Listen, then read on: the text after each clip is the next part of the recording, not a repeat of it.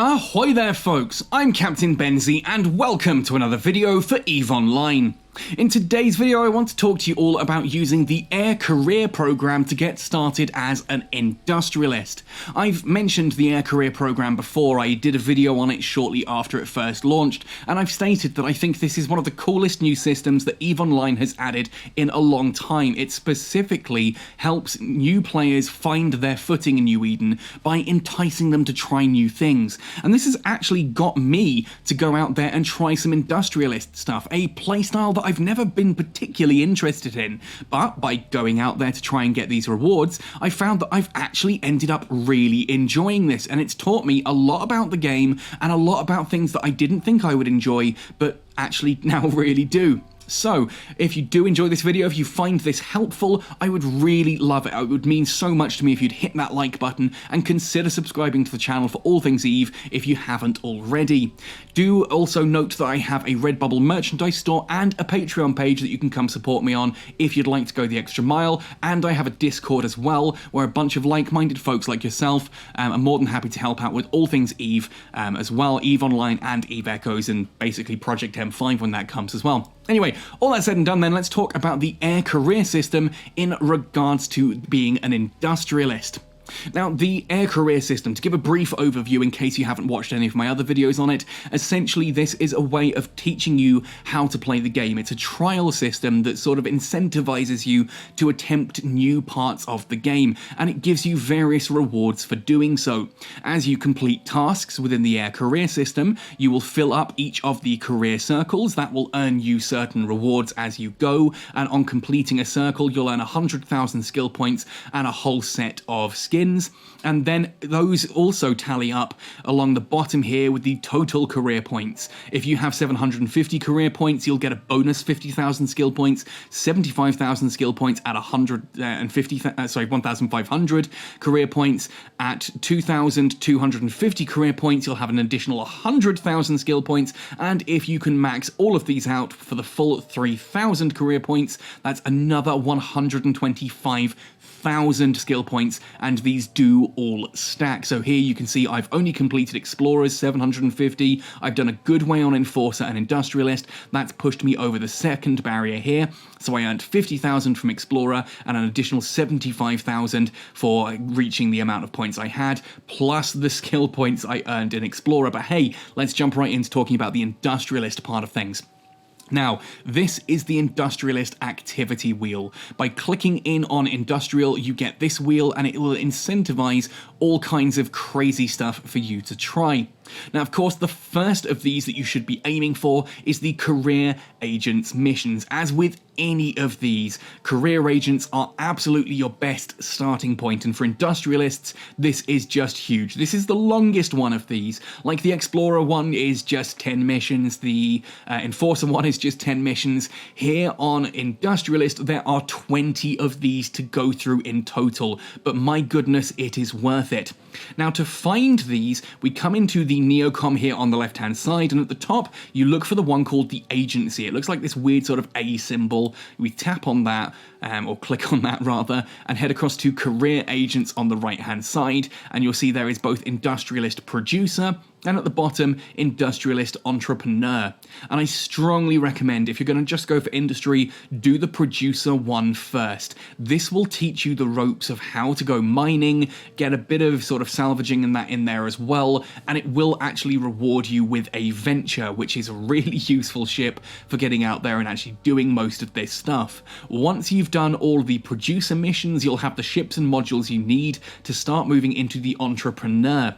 It's also worth noting that if you are interested in some of the others as well, before you go into Entrepreneur, it can be worth going through the Enforcer ones as well, and some of the Explorer ones. The Explorer ones will teach you a bit about relic and data sites, which do get used in the Entrepreneur as well, and Enforcer rewards you some ships, which if you don't want them, you can actually repackage them and use them to hand in on the Entrepreneur as well, which makes it just that little bit quicker and easier to go through. But either way, start with Producer, do all 10 of those missions, then then eventually move on to the entrepreneur ones as well to help teach you everything you know about getting started as an industrialist.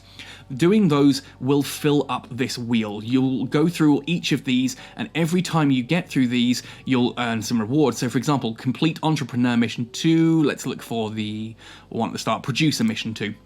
So completing Producer Mission 2 will earn you 50,000 Interstellar credits, ISK, and 20 career points. That's 20 career points along the bottom here, towards the total of 750 needed to complete the industrial activities of the Air Career Program. And in completing all 750 career points earns you this crate at the end, 4 awesome skins, a Venture, Retriever, Procurer, and Coveter Aspirant Industrialist skin, and 100,000 skill points. And remember, that is then in addition to the other 50,000 skill points you'll get for reaching a total of 750 career points. So that's 175,000 skill points just for finishing this one wheel, right? That's pretty awesome. Once you've done the career agent missions, that is both the entrepreneur and the producer, we come back and we have the other things around the list here. Now, the first one of these that you'll probably find that you're filling up quite quickly is the resource harvesting one. Because a lot of these missions, the missions you've just done, require you to go out and mine, you'll find that these are filling up as well. And I will put a resource link in the description below as well that will teach you where to find these if you're not sure, because it's not just a case of like, oh, Pyrex Ares, that's everywhere, right? Plagioclase. No, some of these you will actively have to go hunting for because they're exclusively in Caldari High-Sec or Minmatar Low-Sec or something like that, so there is a little bit of sort of travel involved in this one. But you'll find by doing those, some of that resource harvesting will fill up over time, as will refining. You'll also notice that the 5 ores that you want to refine are also the same ores that you are harvesting, and they are tied to the exact same amount of units. So reprocess here, for example, 40,000 units of Veldspar is after we have collected 40,000 units of Veldspar. It's worth noting that obviously you still have to mine the 40,000 units there. You can't just buy those off the market. But if, for example, you've mined all of these and you just want to, hit the reprocess, hit the refine, but you've had to hand in some of those ores for missions, yes, you can go onto the market, buy the raw ore, and then refine it. But of course, it is best to just go out there, harvest it yourself, then refine it yourself, and complete both of those at the same time. The market one as well, you'll find is pretty easy here. A lot of this is just selling stuff that you have. Because one of these is manufacturing, this is actually really easy to complete. That manufacturer shuttle happens as part of the career agent listings, so you'll do that one nice and easily. You'll earn yourself 10 career points, 25,000 ISK.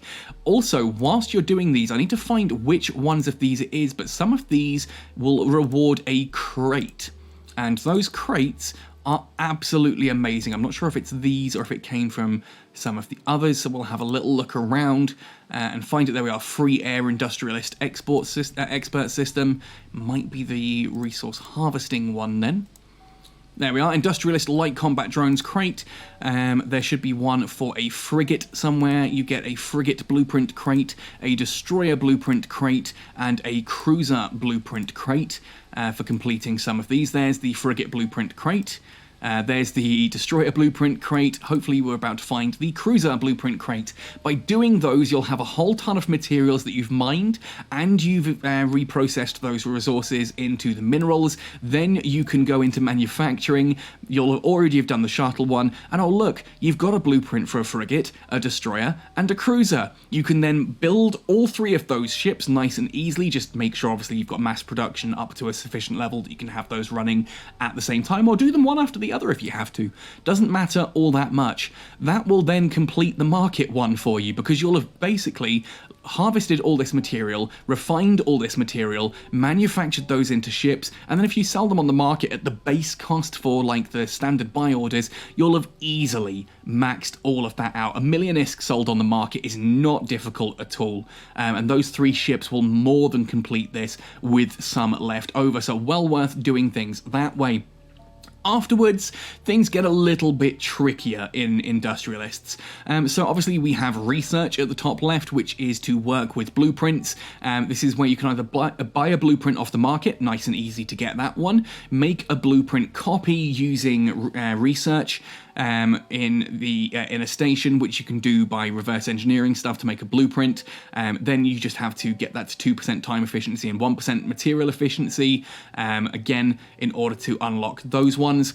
We have then the mining and distribution agents. These are basically career missions that you can do for different people. So you go off and you mine a certain amount of a particular resource for a particular agent. And you find these again by coming up to the Neocom, going into the agency, then going into mission agents, and then you look for mining agents. And these you can then fly out to the different stations they're based at. They will give you a mission. There'll be something like fly off out to this area and harvest 5,000 of this useless ore.